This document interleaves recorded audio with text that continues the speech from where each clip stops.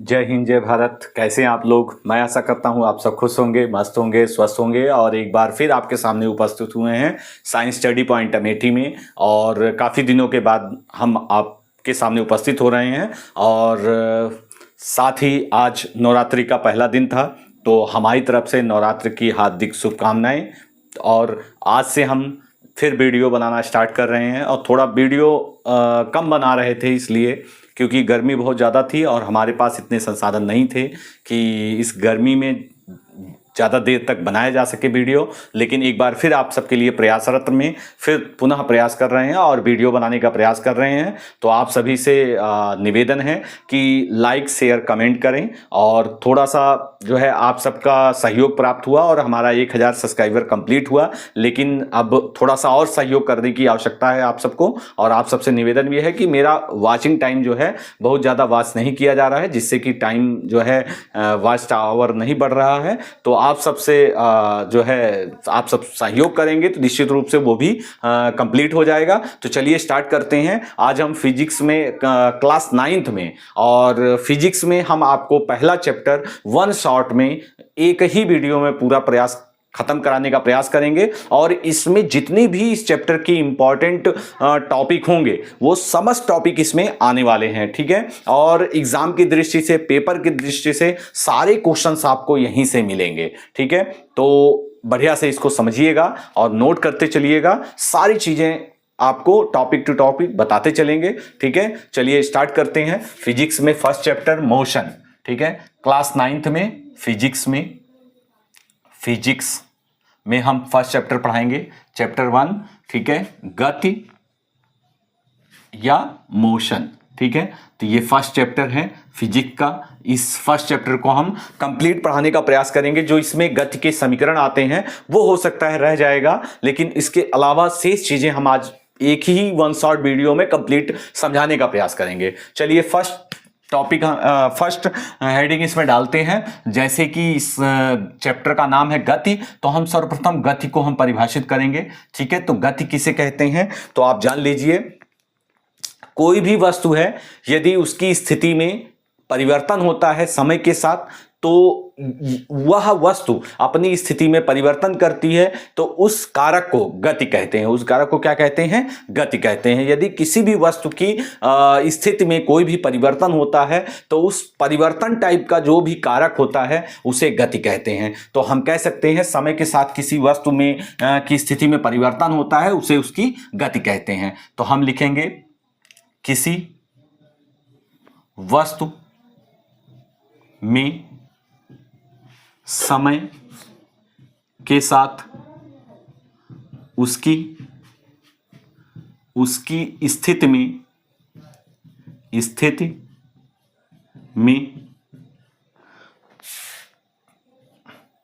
परिवर्तन होता है तो वह कारक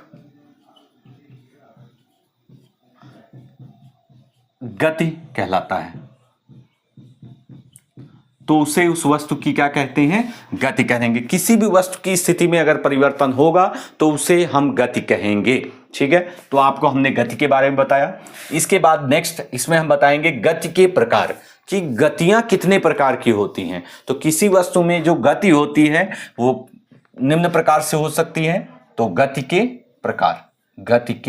प्रकार हम जल्दी जल्दी पढ़ाने का प्रयास करेंगे, क्योंकि वन शॉट में हमें ये चैप्टर कंप्लीट करना है आपको। तो गति के प्रकार में हम फर्स्ट प्रकार हम बताएंगे आपको, ठीक है। गति के प्रकार में मुख्यतः निम्न प्रकार की गतियां होती हैं। एक समान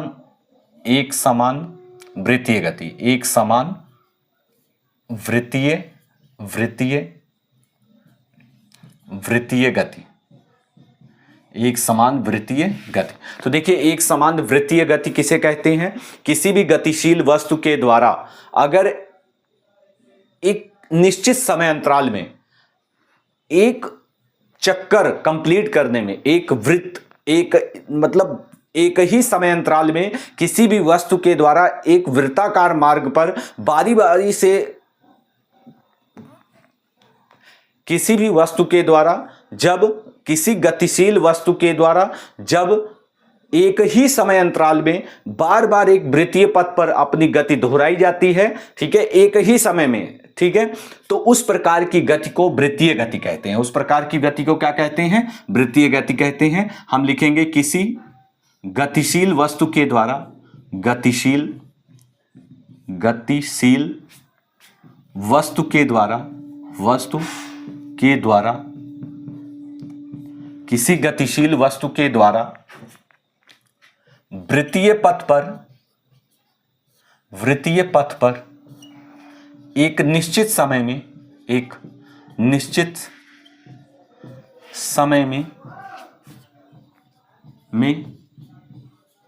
की गई गति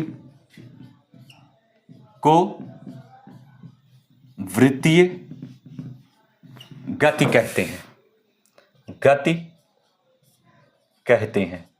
तो एक निश्चित समय में एक वृत्तीय पथ पर, ठीक है, की गई गति को क्या कहते हैं? वृत्तीय गति कहते हैं। चलिए, हमने वृत्तीय गति के बारे में बताया। इसके पश्चात अब हम बताएंगे सेकंड,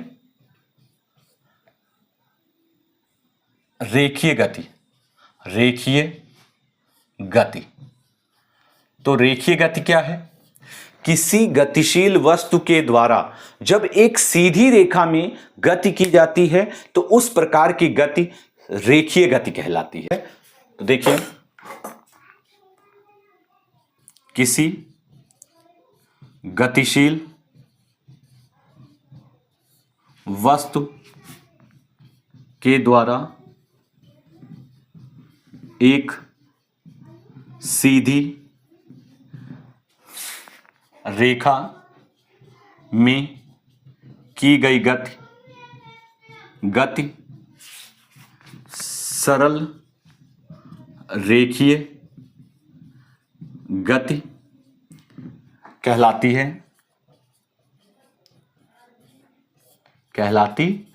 ठीक है, तो इस प्रकार से एक समान वृत्तीय गति में हम उदाहरण लिख सकते हैं। उदाहरण में एक समान वृत्तीय गति में हम लिखेंगे, जैसे साइकिल के पहिए की गति, साइकिल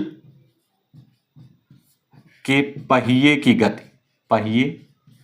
गति, ठीक है, ये आपकी एक समान वृत्तीय गति है। और ये एक रेखीय गति में हम कह सकते हैं, उदाहरण के लिए हम कह सकते हैं ट्रेन की गति, ट्रेन लिख लेते हैं, ट्रेन की गति, बस की गति, इन सब की गति क्या है? सरल रेखीय गति है। ठीक है, तो इस प्रकार से हमने एग्जांपल बताया। अब नेक्स्ट आपको हम बताएंगे, नेक्स्ट थर्ड है, ठीक है, थर्ड हम बताएंगे आपका एक समान रेखीय गति हो गया, ठीक है, और एक समान वृत्तीय गति हो गया। अब हम बताएंगे अनियमित गति।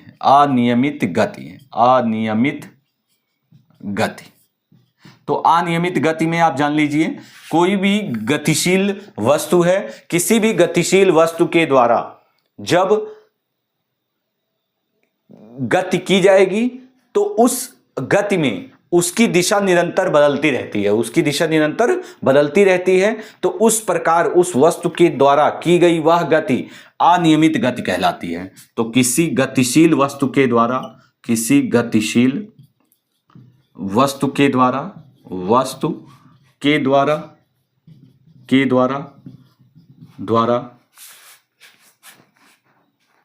विभिन्न दिशाओं में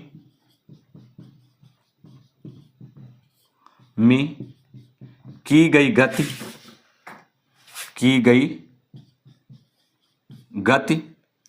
अनियमित गति कहलाती है।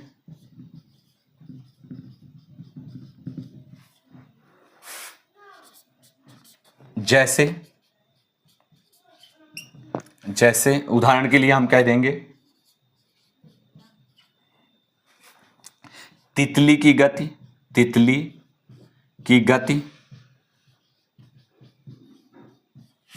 कीटों की गति, तो इनकी गति जो होती है अनियमित गति होती है। ठीक है, तो इस प्रकार से हमने 3 प्रकार की गति के बारे में बताया। ठीक है, अब हम और भी प्रकार बताएंगे। ये 3 गतियां हो गई हैं, अब हम और भी गतियां बताएंगे इसमें।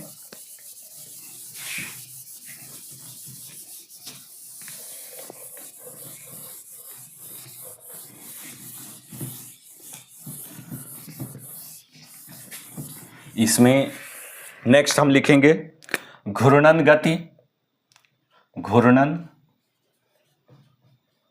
गति, या हम कह सकते हैं या वक्र रेखीय गति, वक्र रेखीय गति। देखिए घूर्णन गति या वक्र रेखीय गति क्या है? कोई गतिशील वस्तु जब एक वक्र में गति करती है तो उस वस्तु की गति वक्र रेखीय गति या घूर्णन गति कहलाती है। तो हम लिखेंगे किसी गतिशील वस्तु के द्वारा, वस्तु के द्वारा एक वक्र में की गई गति, की गई गति वक्र रेखीय गति कहलाती है।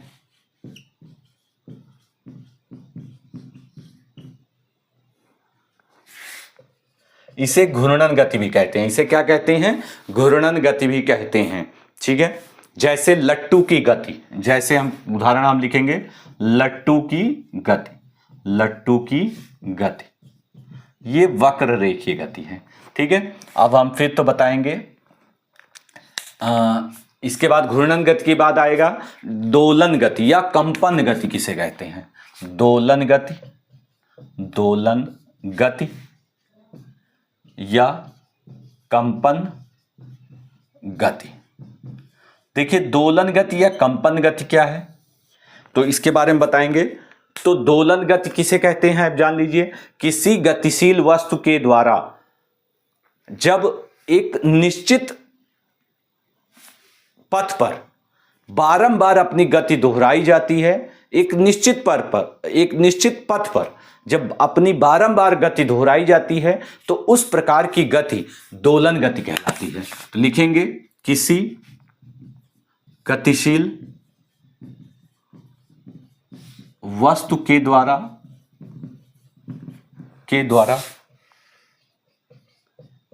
एक निश्चित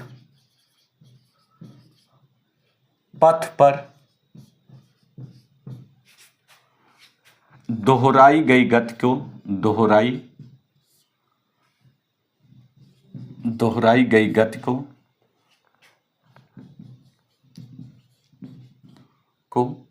दोलन या कंपन गति कहते हैं, या कंपन गति कहते हैं। तो इस प्रकार से हमने सारी गतियों के बारे में बताया। जैसे इसमें हम लिख सकते हैं झूले की गति, झूले की गति, झूले की गति। ठीक है, पेंडुलम की गति, पेंडुलम की गति। तो ये सारी गतियों के प्रकार हैं। हमने गति के प्रकार के बारे में आपको बताया। ठीक है, अब हम आपको बताएंगे इसके आगे नेक्स्ट दूरी किसे कहते हैं, दूरी क्या है। ठीक है, हमने पहले गति के बारे में बताया और गति के जितने भी प्रकार हैं उसके बारे में बताया। अब हम दूरी के बारे में बताएंगे, दूरी किसे कहते हैं।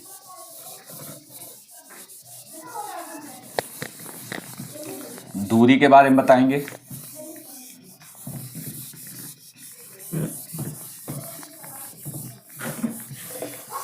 देखिए दूरी किसे कहते हैं, आपको हम दूरी के बारे में बताएंगे।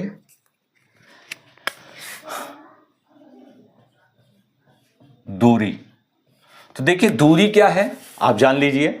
दूरी किसे कहते हैं? किसी वस्तु के द्वारा तय किए गए पथ की लंबाई दूरी कहलाती है। कोई भी वस्तु है, उस वस्तु के द्वारा जो तय किए गए पथ की लंबाई होगी वह क्या कहलाएगी? दूरी कहलाती है। तो हम लिखेंगे किसी वस्तु के द्वारा तय किए गए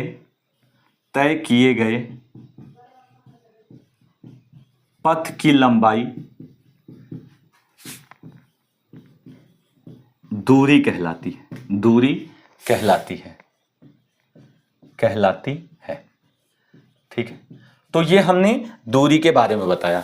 ठीक है, अब हम इसके और एक इसके जितने भी पॉइंट्स बनते हैं वो सारे पॉइंट्स आपको बताएंगे हम। ठीक है, फर्स्ट तो ये परिभाषा हो गई, ठीक है, दूरी की परिभाषा है। ठीक है, नेक्स्ट इसका बताएंगे, इसका मात्रक मीटर होता है। इसका मात्रक क्या होता है? इसका मात्रक मीटर होता है, मीटर होता है। इसका मीटर क्या होता है? मीटर होता है। तीसरा नेक्स्ट पॉइंट हम क्या बताएंगे कि यह एक अदिश राशि है। ठीक है, अभी हमने राशि के बारे में नहीं बताया है, लेकिन आप ये जान लीजिए कि दूरी एक अदिश राशि है, इसमें दिशा नहीं होती है, इसका केवल परिमाण होता है। बाकी हम दिशा के बारे में बताएंगे। चलिए, इस टॉपिक के बाद हम राशि के बारे में चर्चा करेंगे। ठीक है, समझिए, यह एक अदिश राशि है। यह एक क्या है? यह एक अदिश राशि है। अदिश राशि है, यह एक अदिश राशि है। ठीक है, यह एक अदिश राशि है। फोर्थ पॉइंट, ठीक है, दूरी हमेशा जो होती है धनात्मक में होती है। दूरी हमेशा धनात्मक में होती है। दूरी हमेशा क्या होती है? धनात्मक में होती है। इसका मान कभी ऋणात्मक में नहीं आता है। ठीक है, तो दूरी का मान हमेशा धनात्मक में होता है। ठीक है, तो दूरी का मान कभी शून्य नहीं होता है। दूरी का मान क्या होगा? कभी शून्य नहीं होगा। तो ये हम फिफ्थ पॉइंट लिख देंगे, यह दूरी का मान कभी शून्य नहीं होता है। नहीं होता है। चलिए, अब यहीं पर हम दूरी के बाद विस्थापन के बारे में चर्चा कर लेंगे। अगर आपसे दूरी तथा विस्थापन में अंतर पूछा जाता है तो ये 5 के 5 पॉइंट्स आप लिख सकते हैं। ठीक है, चलिए हम बताते हैं विस्थापन। तो किसी गतिमान वस्तु के द्वारा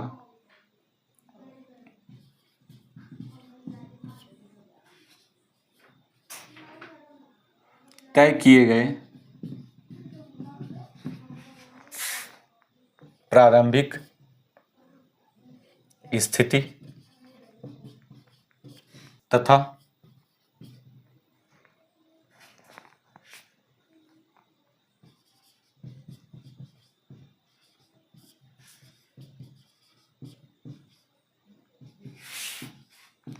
के अंतर को विस्थापन कहते हैं।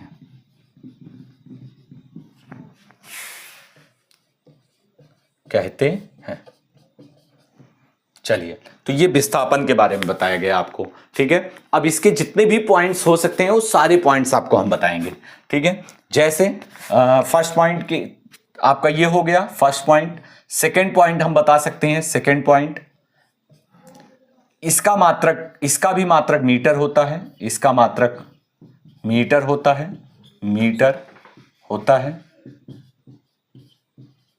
नेक्स्ट थर्ड हम पॉइंट बता सकते हैं, यह एक सदिश राशि है। विस्थापन क्या है? एक सदिश राशि है।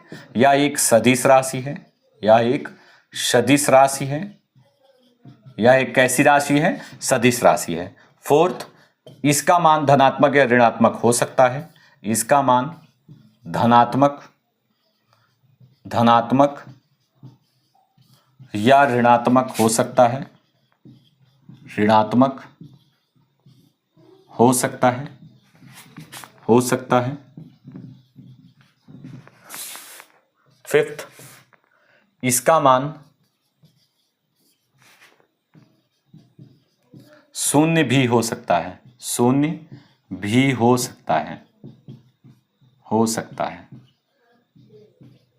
इसका मान शून्य भी हो सकता है।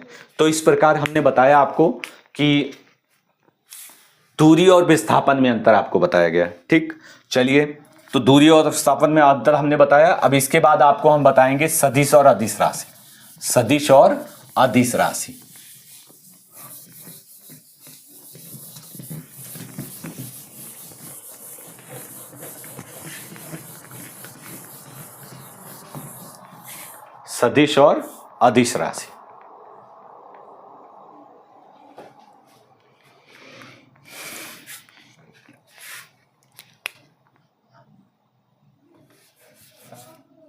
सर्वप्रथम हम जानेंगे राशि क्या है, राशि किसे कहते हैं।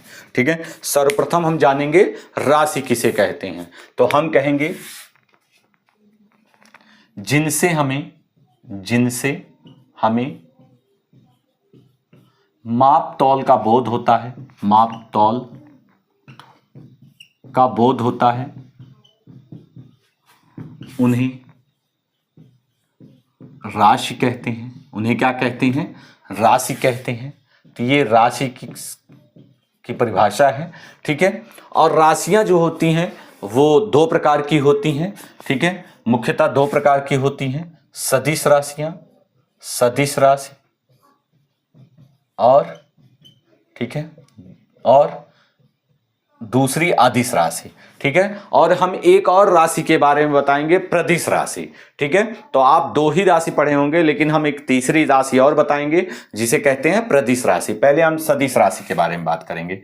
ठीक है, तो सदिश राशियां क्या हैं? तो वे सभी राशियां जिन्हें व्यक्त करने के लिए परिमाण और दिशा दोनों की आवश्यकता होती है, उन्हें सदिश राशियां कहते हैं। तो हम लिखेंगे वे सभी राशियां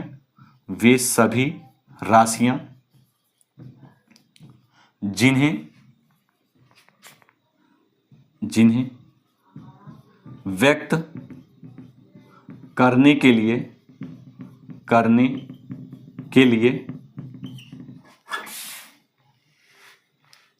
परिमाण और दिशा दोनों की आवश्यकता होती है, दोनों की आवश्यकता होती है, आवश्यकता होती है, उन्हें सदिश राशि कहते हैं। उन्हें सदिश राशि कहते हैं। जैसे बल, विस्थापन, त्वरण आदि, ये सभी राशियां कैसी हैं? सदिश राशियां हैं। ठीक है, अब इसके बाद बताएंगे अदिश राशियां। अदिश राशि, तो अदिश राशि क्या है? तो जान लीजिए अदिश राशि किसे कहते हैं। तो वे सभी राशियां जिन्हें व्यक्त करने के लिए केवल परिमाण की आवश्यकता होती है, दिशा की आवश्यकता नहीं होती, उन्हें अदिश राशियां कहते हैं। उन्हें क्या कहते हैं? अदिश राशियां कहते हैं। तो हम लिखेंगे वे सभी राशियां जिन्हें व्यक्त करने के लिए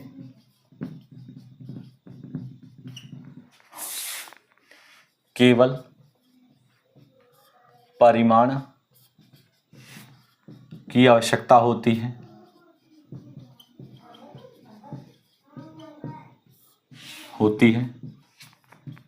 उन्हें अदिश राशियां कहते हैं।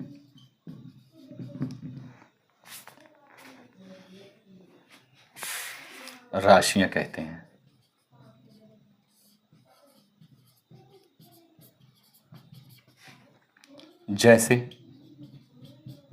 जैसे हम कहेंगे दूरी, चाल, समय, द्रव्यमान आदि, ये सब कैसी राशियां हैं? अदिश राशियां हैं। ठीक है, तो हमने सदिश और अदिश राशियों के बारे में बताया। अब हम एक और राशि की चर्चा करेंगे, प्रदिश राशि। ठीक है, तो देखिए प्रदिश राशि क्या है? तीसरी राशि क्या है? तीसरी प्रदिश राशि। प्रदिश राशि, वे सभी राशियां जिन्हें व्यक्त करने के लिए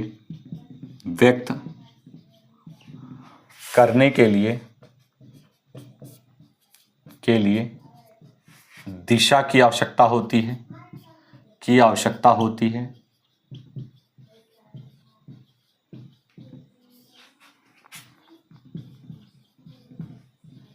किंतु ये योग के वेक्टर, योग के वेक्टर नियमों का पालन नहीं करती हैं। नियमों का, योग के वेक्टर नियमों का पालन नहीं करती हैं, नहीं करती हैं, नहीं करती हैं। इनको सदिश राशि नहीं कहते हैं, इनको सदिश राशि नहीं कहते हैं, नहीं कहते हैं। ये प्रदिश राशियां कहलाती हैं, ये प्रदिश राशियां कहलाती हैं, ये प्रदिश राशियां कहलाती हैं। जैसे जैसे जैसे हम कह सकते हैं आपका जड़त्व आघूर्ण है, जड़त्व आघूर्ण, जड़त्व आघूर्ण। और कह सकते हैं हम धारा, प्रतिबल आदि। तो हमने आपको दूरी और विस्थापन, ठीक है, सदिश और अदिश राशि के बारे में और गति और दूरी के बारे में, इन सब के बारे में बताया। ठीक है, तो फिर एक नेक्स्ट वीडियो में फिर हम उपस्थित होंगे, आपको इस चैप्टर को कंप्लीट पढ़ाने का प्रयास करेंगे और समझाने का प्रयास करेंगे। तो निश्चित रूप से जो है आपको ये समझ में आएगा। तो मैं आशा करता हूँ कि आप सब जो है सभी के पास इसको शेयर करेंगे और कमेंट करेंगे, और किसी भी टॉपिक पे आपको दिक्कत होती है तो कमेंट करके जरूर बताइए। ठीक है, उस टॉपिक को पढ़ाने का प्रयास करेंगे। कोई टॉपिक नहीं समझ में आता है फिजिक्स, केमिस्ट्री, बायोलॉजी में या 9, 10 जो भी क्लास हो, उसमें अगर कोई टॉपिक नहीं आ रहा है साइंस से, वो हमको बताइए, हम उसमें आपको कन्फ्यूजन दूर करने का प्रयास करेंगे। ठीक है, धन्यवाद, फिर मिलते हैं।